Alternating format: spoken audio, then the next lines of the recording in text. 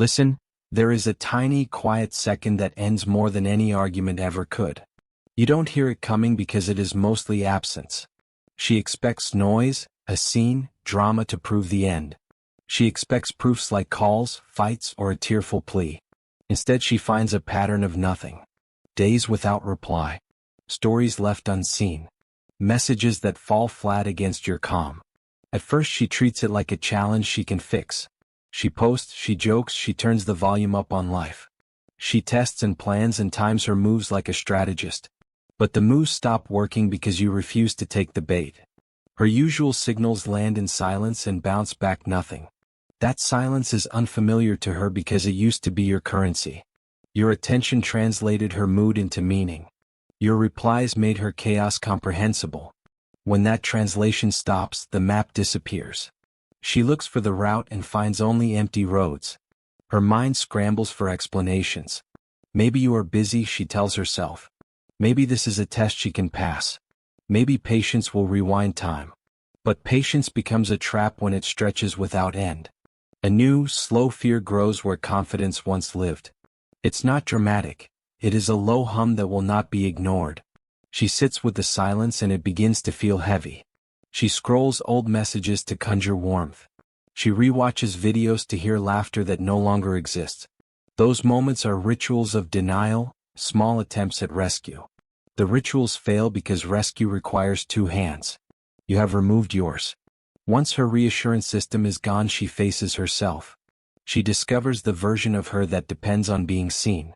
She notices how much she leaned on your steadiness. The truth is blunt. Your presence made her softer, calmer, safer. When that steadying force evaporates, she is left off balance. She tries substitutions at first. New conversations. New faces. Brief sparks that simulate something but never settle.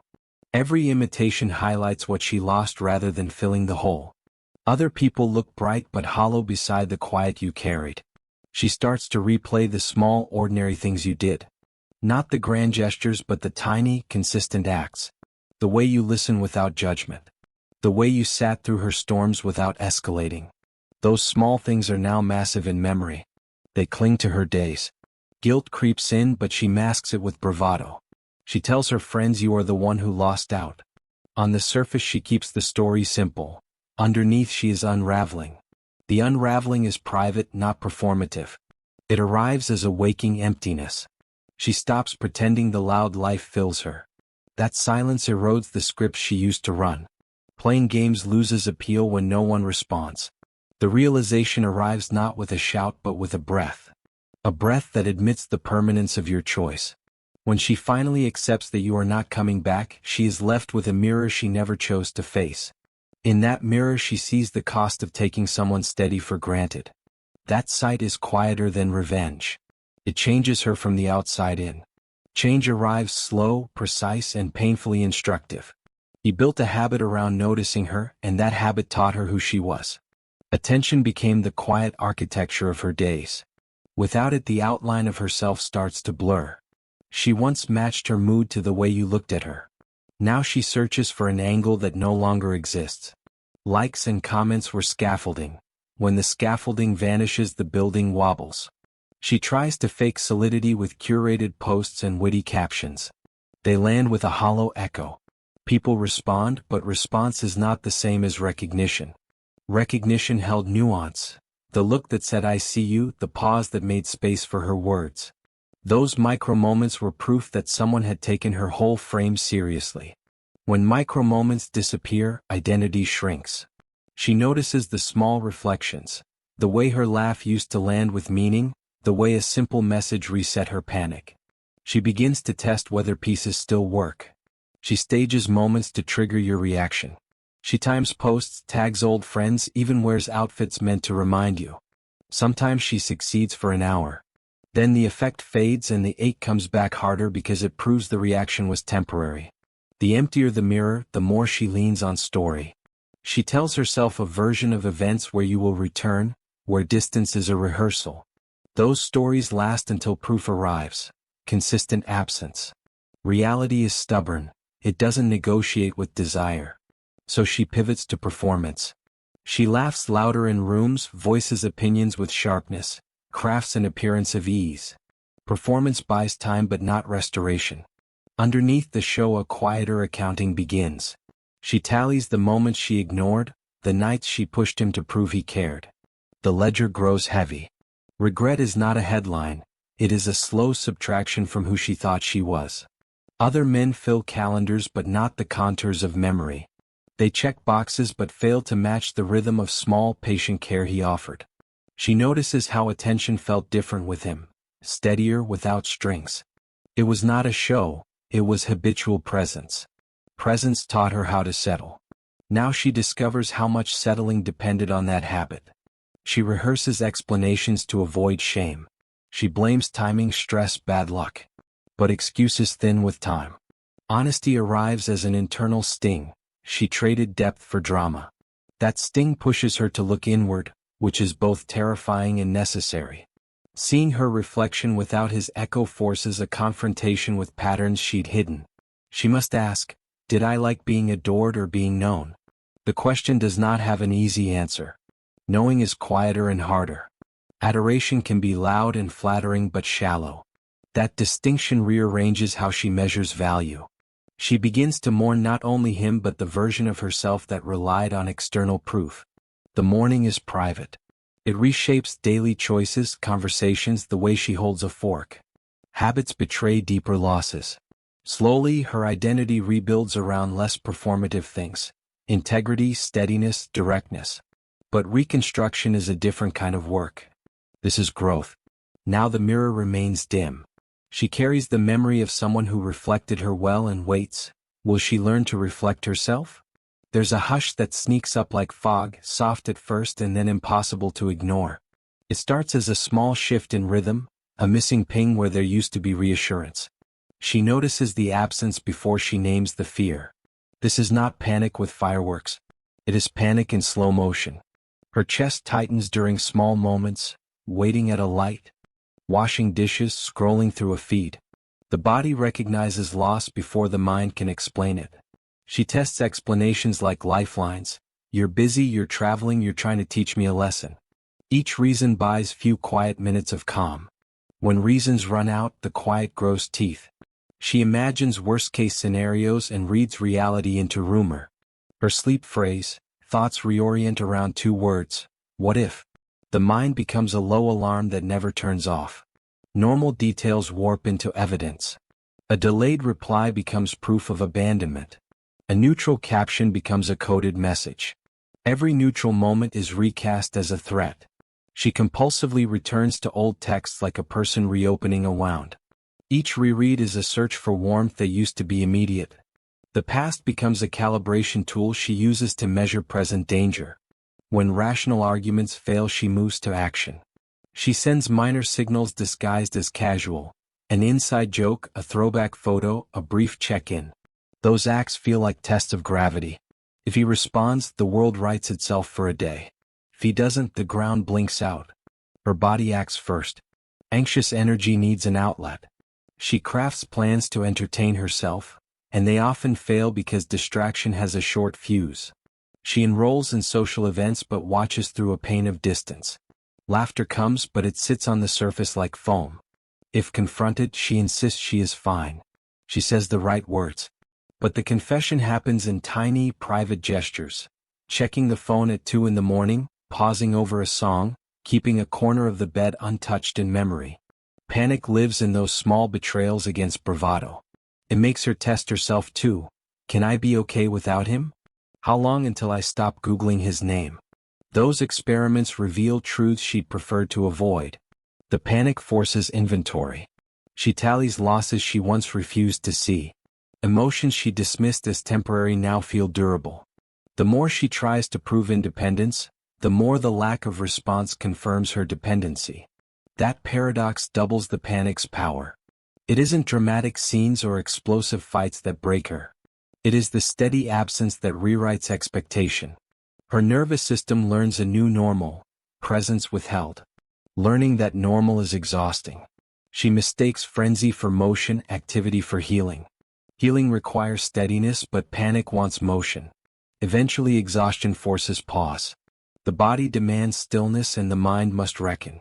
In that stillness there's clarity that feels like a sting and then a doorway. The panic does its work if she allows it. It dismantles illusions and points toward honest questions. This becomes necessary. Those questions are raw and hard, but they are the first maps toward something real. Panic is the first honest signal that the ground has moved and a new life must be built on sturdier footing. She loads up her smile like armor and walks the room as if nothing inside is broken. The louder laugh is deliberate. It's a performance with a script she's rehearsed. She swaps softness for spectacle. Attention becomes her currency again, spent fast and without care. Outfits are chosen like props. Captions are calculated. Every move has a clear aim, to be seen. She turns up the thermostat on her life. Nights become busy. Calendars overfill. But energy directed outward is not the same as peace within. Performance exhausts faster than grief. It uses motion to hide the quiet. She fills spaces that used to be still with noise. She fills silence with company. Friends applaud the comeback. They see the surface and cheer. They cheer the mask. Behind the applause her rhythm fractures. The joy feels applied, not grown. She receives validation but it lands thin. It does not settle. Validation bought in flashes never builds a foundation. She laughs but the sound doesn't reach the parts that hurt. She posts bright pictures and watches for numbers like a sleepwalker. When the likes come, the itch eases for a moment. Then it returns sharper. She becomes efficient at distraction. She learns to move quickly from one thing to another. Her voice grows sharper, her jokes become tools. She uses humor to parry doubt. Drama returns because drama is familiar. Familiar pain feels safe in a strange way. The chaos she orchestrates is easier to control than her own quiet. Control becomes the substitute for intimacy she lost. Where she used to test with subtlety, now she stages scenes. Where she used to probe for replies, now she creates moments designed to provoke. Each provocation is a measurement. Does it pull him back? When it does not, the failure is soaked in shame, not frustration. She practices confidence until it sticks in public. Privately she audits the performance and finds gaps. The act requires constant maintenance. It demands a version of her that ignores real fear. Sustaining the show means denying old habits, but denial leaves residue. That residue shows up as restlessness. As nights that don't rest. As mornings that feel hollow. She confuses movement for progress and confuses attention for repair. People compliment her comeback. They say she looks fine. They mean it and miss the point. Fine is a paper-thin shield against what's beneath. At some point the mask stops working because masks fray. Small cracks appear when she's alone and the performance has no audience. The smile slips between songs. The laugh trails off in taxis. Those moments of collapse are brief but honest. They tell the true story. She tolerates the collapses because performance still feels safer than truth. But endurance wears the mask down until reality can't be dressed up anymore. When the mask finally loosens, she must reckon with what she hid. The questions she avoided demand answers. Who am I without the applause? That reckoning is quieter than any breakdown. It is less dramatic and harder. It asks for real work instead of dramatic moves. It asks for learning how to sit with herself. Performance buys time. It does not teach resilience. Eventually the show ends because shows always do. What remains is her, unvarnished and very human. And that is the moment real repair can begin, if she chooses to stop performing and start feeling. He thought she'd simply move on. She thought other faces would blur into background noise. They don't. New attention arrives bright but shallow. It glances off something deep inside her. Quick flings patch boredom, not loss. They fill calendars, not cavities. She notices a mismatch. The gestures feel rehearsed. The compliments land like coins, small and cold. The warmth she misses wasn't about novelty. It was about steadiness. That steady presence is rare and it doesn't show up on first dates. She tests the theory without meaning to. She compares tone, timing, and follow-through. She checks whether words match actions. Most of the time they don't. Men can flirt. Few contend. Every time another man falls short, the contrast sharpens. It's not spite. It's contrast. It makes memory look better because memory had context. The new encounters lack history. They lack the slow work he did that nobody applauded. She realizes she's not looking for heat. She's searching for tempering. For someone who cools storms instead of fanning them. That recognition arrives with frustration. She resents herself for having overlooked quiet competence. She resents how easily spectacle used to sway her. Social proof used to be the fastest route to feeling wanted. Now it reads like a mirror with a cracked frame. Likes don't equal knowing. Dinners don't equal depth. She starts to feel foolish. Not because she was careless, but because she mistook drama for significance. Comparison becomes a private ritual. She lines up examples in her head. He remembered tiny details. He showed up without headlines. He stayed when ordinary life got boring. The others show up when life is a highlight reel. Those comparisons sting because they're accurate. Accuracy leaves little room for denial. She finds herself watching how other men behave toward their women. She listens for patience in their voices. She pays attention to how they handle irritation. She notices whether they are present when the day is dull. These observations teach her fast. Presence is visible in small, predictable moves. It shows up in time spent, not in theatrical declarations. When she admits the gap, it's humiliating and liberating at once. Humiliation comes from seeing her own patterns. Liberation comes from naming them. She begins to ask different questions. Was I chasing validation or connection? Did I value proof over depth? Could I have built steadiness if I'd allowed it? Those questions are uncomfortable. They cut deeper than missed calls or broken promises. They target identity. Her attempts to recreate what she lost fail because you can't fake the past scaffolding. You can fake attention but not the daily habit of care. She tries to settle for shortcuts. She dates someone agreeable. It's safe but flat. She dates someone flashy. It's loud and brief.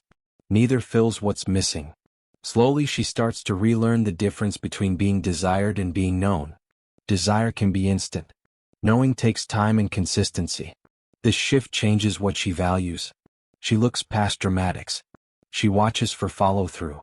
She values availability over announcements. She learns to respect steadiness. It's not a neat conversion. She slips back into old reflexes. She flirts with excitement because it's easier. But those impulses become less convincing each time. Every failed substitute is proof of a new standard forming inside her. The bar isn't about ego. It's about what actually feeds her. One day she'll stop comparing new faces to you and start comparing them to the standard you set. That standard is quiet. It's ordinary. It's hard to find. And that's why most replacements feel pale. They lack the one thing you offered without spectacle. Consistent, patient presence. Regret arrives like a quiet draft under a closed door. At first it is a whisper, a tiny accusation you can ignore. Then it keeps coming back in steady, polite visits. It shows up in the small ways, the sudden memory of an ordinary night, the recall of a comment that held more care than she expected. She notices details she once dismissed as ordinary and now calls them rare. The realization is not dramatic. It is slow and precise. She starts tallying moments she traded for relief. Those tallies become heavy. They sit in her chest like unpaid bills. Guilt does not shout, it catalogs. It points to the nights she tested him, the times she laughed when he offered honesty, the evenings she chose noise. She feels foolish but not in a momentary performative way. The embarrassment settles into the bones. It teaches her a grammar of error. Every memory is a lesson that refuses to be sugar-coated. She tries defense at first, rationalizations that protect pride. But logic only buys a few hours of calm. Sooner or later memory undermines argument. The ledger wins because memory is patient. She begins to see patterns, not isolated scenes. Patterns do not excuse behavior, they explain it. Explanation is the doorway to responsibility. Responsibility is heavier than blame. She faces the parts of herself that favored thrills over depth. That admission stings because it rewrites identity. Admitting fault requires more bravery than dramatic apologies. It requires daily adjustments and smaller sacrifices. Small changes replace performance. She learns to answer questions honestly instead of deflecting with charm. She practices listening for substance rather than applause. Those practices feel awkward at first, like learning a new language late in life. Awkwardness is not failure. It is the raw material of repair. Guilt becomes a tool rather than a prison when she uses it to guide behavior. She starts returning favors of care rather than requests for attention. Reciprocity begins to look less transactional and more generous. The world narrows and then clears. Priorities rearrange themselves around steadiness instead of spectacle. She seeks out people who show up in small, consistent ways. She notices who sits through the quiet and who only appears for the view. That discernment grows like a muscle. It strengthens with repetition. Sometimes she slips back. Old reflexes reemerge when vulnerability feels risky. Each slip is instructive, not fatal. She apologizes more thoughtfully and holds herself to new standards. Apologies become short and sincere, not performances designed to elicit forgiveness. Over time, shame softens into accountability. Healing requires consistent acts, not theatrical declarations. She discovers a modest pride in this slow, honest work. It does not erase what happened, but it changes how she moves forward. Guilt remains a companion, but it no longer defines her entire path. She carries the memory of what was lost and lets it inform the person she intends to be. That kind of change is quiet and durable. It is the only kind worth keeping. She talks less about the past and more about the work. She embraces patience as a practice. Conversations become intentional. She guards new affection with learned restraint. In this way, remorse reshapes her, not by punishing but by quietly steering her toward steadier love. Always. Control doesn't collapse so much as shift beneath her feet. The roles rearrange without fanfare. Where she once pulled strings, now she faces an unmoving center. He stopped performing for her reflection. He became a steady rhythm she no longer orchestrates. That steadiness ignores her cues. Her strategies fail because the rules changed. She can no longer predict his reactions the way she used to. Uncertainty terrifies because it strips leverage. When influence evaporates, she searches for new anchors. Old tactics, tests, ultimatums, timed disappearances, return flat outcomes. They feel childish against someone who isn't responding. Her provocations meet air. That quiet is not punishment. It is a boundary that won't bend. She learns that patience and calm can act like armor. Seeing him remain unmoved unsettles her more than any fight ever did. He doesn't push, he doesn't beg, he builds his own life instead. A refusal to be provoked becomes its own authority. It rewrites her idea of power because power needs a reaction. Now reactions are no longer available to harvest. She must confront herself without projection. Her control used to rely on contingencies. His chase, his anger, his reassurance. Those contingencies are gone, and so is certainty. Identity that relied on another's reflexes feels suddenly thin. She notices it in small acts. She waits for signals that never arrive. She times post to beta response. She practices lines she hopes will land. Failure is abrasive and forces clarity. The more she pushes, the more obvious the truth. He will not orbit her energy anymore. That simple fact changes behavior. She shifts from scheming to mourning. Grief and resentment trade places during the day. Sometimes she lashes out, then immediately regrets it. Other times she calms into a cold appraisal of her mistakes. Both paths teach the same lesson. Leverage is fragile when met with inner peace. Friends applaud a tougher exterior and call it recovery. They praise the comeback and miss the quiet recalibration underneath. She experiments with new moves, public reinvention, intensified self-work, deliberate flirtation. Some of it helps. Some of it is new costume. She becomes selective about which fights deserve energy. Slowly she sees that influence forged in retaliation is brittle. Real authority sits in presence that doesn't demand notice. When she finally accepts the altered balance, she feels destabilized and oddly freed. Relief comes because she no longer needs to manufacture control. Relief also cuts because it reveals what she exploited, a safety valve she relied on. The shift forces a lesson about dignity and reciprocity. She starts to measure worth differently. She can no longer define herself by another person's response. That realization wounds and opens a path forward. Agency rebuilt on steadiness, not manipulation, is possible. It requires humility and consistent effort, qualities she once treated as soft. Change begins with small acts, keeping promises to herself, speaking plainly, resisting baiting impulses. Day by day she discovers how to steward influence without devouring it. By dropping old scripts she learns a different command of life. Power becomes less about controlling others and more about owning herself. When that change completes, the old game loses its meaning. The one who held leverage learns that lasting power is silent and hard to take away. She discovers steadiness outlasts spectacle and becomes a quieter strength over time. She can't stop thinking about him. It starts in the margins. A name in a notification, a picture that used to mean nothing, a song that opens the wrong door. Thoughts loop like a cracked record. One memory pulls another. The hours rearrange themselves around imagining his day. She rereads messages searching for a heartbeat she can still find. Each scan is a small hope. She scans his social feed for rhythm, for evidence he is human and not a myth. She parses the timing of posts like clues. A delayed story becomes a proof of distance.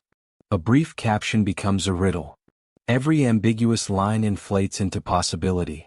She builds entire scenes from a single emoji. Rumor becomes currency. She listens to gossip with the eagerness of someone buying hope at too high a price. She suspects replacements everywhere. Faces in crowds become rivals. Smiles on strangers look like threats. Jealousy sharpens and makes her stupid in ways she hates. She checks for signs he's happier and then measures her worth against that guesswork. The mind invents drama to fill silence. She constructs elaborate explanations for ordinary moves. When reality doesn't supply answers, fantasy fills the void. She imagines conversations that never happened and closures that would never arrive. Those invented scenes calm her briefly, then leave a residue of shame. She tests boundaries with tiny acts, a late text, a signature comment, a tagged memory, and waits for confirmation. Each unreturned ping rewrites the script she tells herself. The silence answers with none. Obsessing is a full-time job. It steals focus from things that matter. Work blurs. Meals are eaten without attention. Sleep frays because her brain keeps rehearsing scenarios. The loop breeds reckless signals. She posts content meant to prod him. She drops hints in stories and watches for a read that never comes. Those indirect moves are a poor currency. They cost dignity and buy nothing lasting. Her nights become a catalog of betrayals against herself. She scrolls until the phone blurs. Occasionally she imagines confronting him directly. The fantasy usually goes two ways, a scene of confession or one of explosive accusation. Both versions satisfy a primitive part of her. In one she regains control. In the other she administers righteous pain. Reality rarely conforms. When she tries reaching out, the message sits under the weight of decision. Then uncertainty slows her thumb until courage evaporates. The longer she delays, the more she edits the truth. Words that might have been simple turn into paragraphs of apology that feel false before she sends them. Obsession rewrites time. Small waits become epics. A day without reply stretches into an era in her mind. Physical rhythms follow cognitive ones. Appetite changes. Energy dips. Attention narrows. Friends offer advice but are refused because she prefers the fiction she's made. Sometimes she scares herself. She recognizes patterns she's used before to hold power and now sees their cost. Recognition is the first small hinge toward change. But the hinge is fragile. It creaks under the weight of longing. Until there is a shift she remains stuck in motion, circling a person who moved on. Obsession does not end cleanly. It erodes dignity slowly and eventually forces an honest decision. Keep feeding the loop or cut its supply. She didn't expect clarity to arrive in a small, ordinary thing. A song at midnight stops her scroll. A photograph she never meant to keep slips into sight. A street corner she once walked past becomes a doorway back to memory. The recognition is not thunderous. It is a steady, precise ache. Everything that was cacophony before narrows into a single, unbearable truth. She realizes the version of her that relied on his reflection is gone. The admission arrives without fanfare but with an odd finality. It doesn't cure her. It only strips illusions clean. She sees the moments she dismissed as trivial and understands their weight. Those tiny routines were the architecture of safety. He didn't rescue drama, he built habit.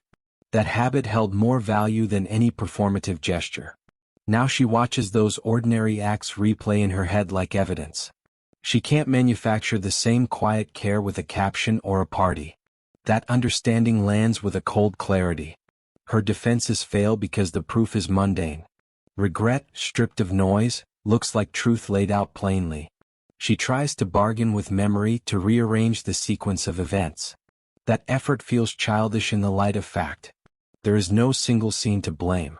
The break was composed of small omissions over time. Each absence was a tile removed from a floor she took for granted. Standing on the void, she inhales and feels how reliant she was. The inflation of memory makes ordinary kindness giant. She remembers the way he listened to the small, unimportant things. She remembers how he showed up when no one watched. These recollections are not romantic illusions. They are practical records. She begins to inventory the steady things he offered. The list is long and humbling. She can't name a single dramatic act that defines him. Instead, 1,000 small favors line up like witnesses. That accumulation is the evidence that dismantles her defenses. Confronted by plain proof, she stops rehearsing stories in her head. The stories were camouflage and they no longer serve. She experiences a quiet humiliation that is also instructive. Humiliation narrows into attention. She pays attention to the facts rather than excuses. Attention becomes a tool to learn rather than punish. This is a pivot point, not a theatrical climax. It asks for decisions she once avoided. She must choose between the comfort of old reflexes and the hard work of repair. Repair asks for humility and patient consistency. It does not promise immediate redemption. She recognizes that apologies are actions, not speeches. She must practice the small things he practiced by instinct. Showing up on time, listening without scoring, keeping promises no matter how boring. These are the verbs of steadiness. They are slow and often invisible. She has to learn to value them over applause. The recognition crystallizes resolve instead of drama. Her next moves are quieter and more honest. She stops trying to prove anything to him. She begins to prove things to herself. That is the true work the moment opened to her. Change will not be cinematic. It will be incremental, stubborn, and real. She leaves the moment with a new blueprint. Humility, small acts, steady presence. She will practice steady habits until they become her default, every single day. Silence became his loudest statement. He stopped chasing explanations. He no longer tried to fix what begged to stay broken. Detachment was not bitterness, it was survival dressed as peace. When he withdrew, it wasn't out of pride, it was clarity. He realized no amount of presence could change someone committed to misunderstanding him. So he gave her what she wasn't expecting, distance that didn't beg to be filled. He moved in quiet, deliberate steps. The energy he once used to decode mixed signals was now invested in rebuilding his edges. He stopped fighting for closure because silence gave him one. She felt the absence before she understood it. The void he left wasn't just space, it was reflection. When he didn't respond, she had to hear her own echo. That echo was uncomfortable, it exposed what she avoided when he was available. The attention she took for granted became the ghost she couldn't replace. He didn't announce his growth, he embodied it. Every ignored text, every unanswered memory was a boundary disguised as indifference. He didn't need to explain why he walked away. Sometimes explanation is just a leash in disguise. He decided peace didn't need an audience. Detachment sharpened him. It made his voice quieter but his presence stronger. He learned that control wasn't about dominating emotion, it was about not being ruled by it. She once thought silence was weakness. Now she felt it as authority. Every time he didn't respond, he reminded her he had changed frequency. He was no longer tuned to drama or validation. He found rhythm in stability, comfort in solitude, purpose in rebuilding. Where she sought reaction, he cultivated restraint. She tried to provoke a spark, any sign of the old him, but there was none. He wasn't angry, he was simply done. That kind of peace is terrifying to someone still feeding on chaos. He stopped trying to win the conversation and started mastering the absence. It taught him that peace feels uncomfortable when you've lived in noise too long. Now, his silence carried meaning, not as punishment but as proof of evolution. He began to understand that letting go isn't losing, it's choosing what deserves to stay. Every boundary became a quiet act of self-respect. He could finally see how much of himself he gave away while trying to be understood. That realization didn't harden him, it refined him. He became precise with his time, selective with his energy, ruthless with his peace. What she once called coldness was discipline. What she mistook for ego was healing. He learned to build instead of chase. To listen without absorbing. To feel deeply without reacting quickly. That composure drew power without noise. He no longer needed to prove what he knew. He didn't seek revenge or recognition. He sought mastery. She would remember him not for the words he said, but for the silence that followed. Because that silence spoke louder than any closure ever could. It wasn't absence, it was transformation. And for the first time he didn't want her to understand, he just wanted to keep walking. He knew the silence she once mocked would one day echo louder than his presence ever did. And when it did, she'd finally hear what peace sounds like when it stops waiting to be noticed. Subscribe, because sometimes the loudest redemption is found in the quietest goodbye. Time did what emotion couldn't, it leveled the noise. Weeks blurred into clarity. He stopped counting days since her silence and started counting the ones he owned. Distance became discipline. Every hour apart rebuilt the muscle she once softened. He wasn't healing to impress her, he was healing to remember himself. That shift changed everything. He no longer checked who watched his stories or wondered if she missed him. He learned that peace doesn't need witnesses. The chase for closure turned into a quiet pursuit of strength. He understood that self-respect isn't loud, it's consistent. It's the decision to walk away without bitterness and still never return. He grew sharper, calmer, harder to read. Not mysterious by intention, just uninterested in explaining his growth. He no longer wanted to be understood, he wanted to be focused. Every silence became a mirror, showing him what chaos once cost. He noticed how much of his old self was shaped by needing validation. That need was gone now. What replaced it was conviction, the kind that doesn't shout. His boundaries became clean, his priorities ruthless. No more waiting for apologies. No more chasing conversations that went nowhere. He began to protect his calm like it was sacred ground. The version of him that begged for closure would not recognize this one. He wasn't cold, he was centered. He learned to enjoy being unreadable. There's power in leaving someone wondering instead of explaining your piece. That's what growth really is, silence that doesn't seek permission. She still looked for traces of the man who used to orbit her. But he had outgrown that orbit. He no longer revolved around emotion. He revolved around purpose. His goals became his new intimacy. Work replaced worry. Focus replaced fantasy. Every small victory felt like reclaiming a piece of dignity. He didn't need revenge because success handled that silently. Rebuilding didn't look glamorous, it looked disciplined. Early mornings.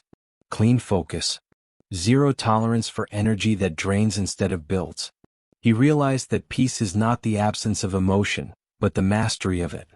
He could feel everything and still remain still. That composure unnerved people who used to control him emotionally. They couldn't find his trigger anymore. And that was the point. He learned that real strength isn't in the reaction, it's in the restraint. He no longer cared who doubted him. The world rewards quiet power. People talk less when your results start doing the speaking. His silence now had gravity. It pulled respect instead of pity. It demanded attention without asking for it. The irony was simple. The moment he stopped proving himself, he became undeniable. Detachment turned him from reactive to unshakable. He stopped chasing peace and started embodying it. She once had access to him, now she only has memories of who he used to be. He became the version of himself that no longer looks back, because nothing behind him deserves a second glance. He finally understood. Some stories aren't meant to be fixed, they're meant to end. And when they do, silence becomes the victory. The kind of victory that doesn't celebrate, it just keeps moving forward. Subscribe, because the calm after chaos isn't the end, it's the real beginning. She sees him again, but it's not the same. The air between them feels heavier, sharper, realer. He doesn't look angry, he looks untouchable. That calm scares her more than any argument ever did. There's no bitterness in his eyes, just distance. The kind of distance you can't cross with charm or nostalgia. He listens, but his silence now has weight. Every pause tells her she no longer has power. The man who once bent over backward to understand her no longer reaches. He just observes. That stillness cuts deeper than any cruel word could.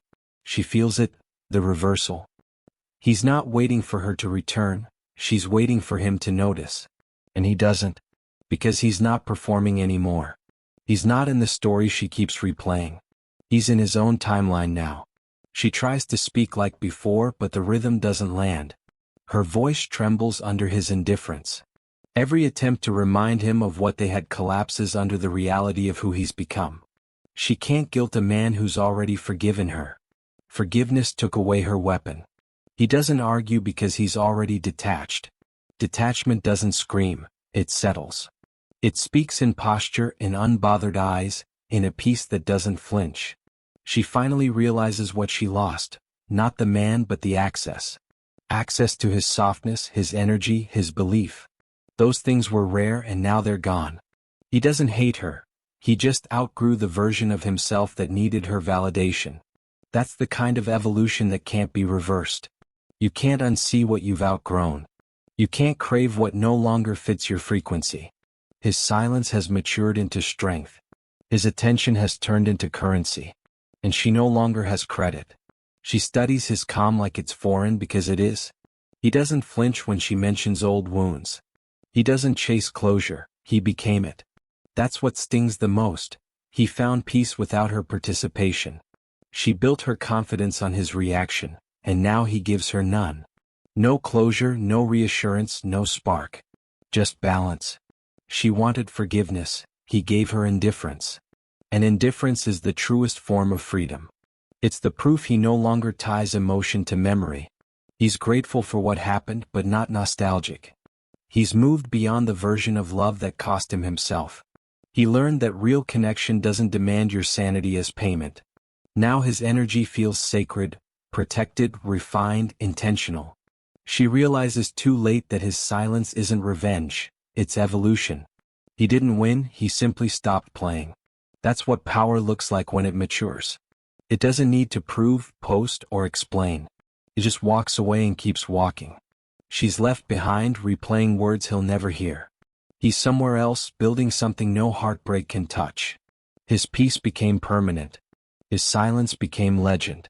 And the story she thought she controlled became his closure. Because sometimes the most powerful ending is the man who never looks back.